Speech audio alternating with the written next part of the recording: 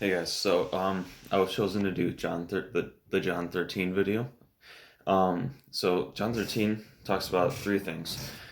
Jesus washing his disciples' feet. Jesus predicts his betrayal, which is Judas, and Jesus predicts Peter's denial.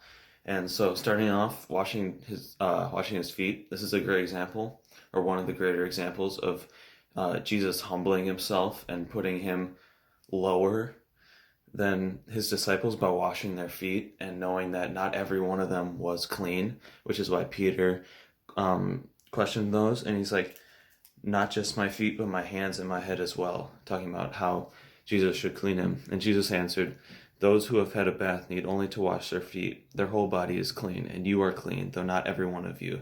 And so this is talking also about Judas, predicting Judas's betrayal of Jesus.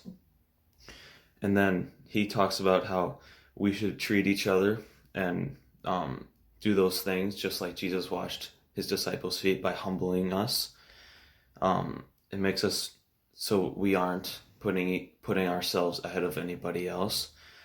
So that was Jesus washing his disciples' feet. And then next it talks about how Jesus predicts his betrayal. So right away it says, I'm not referring to all of you. I know those I have chosen. But this is to fulfill this passage of Scripture. He who shared my bread has turned against me. And then later it goes on to say, or Jesus goes on to say,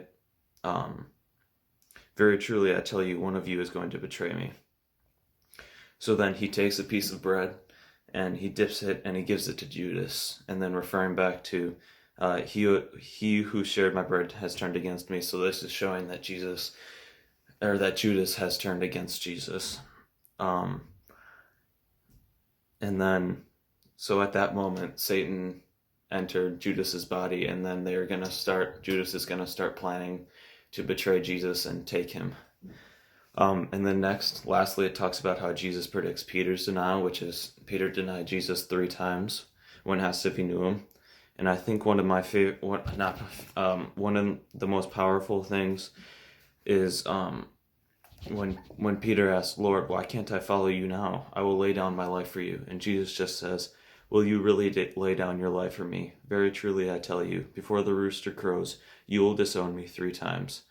And so even though Peter said this, or I guess this can go for any of us, but if we say that we will lay down our life for Jesus, we have to mean it. And Jesus knew that Peter didn't mean it. And obviously, as the story goes on, Peter denied Jesus' name 3 times, denied knowing him. So, this was John 13. I don't know if I did a good job or not, but I did my best.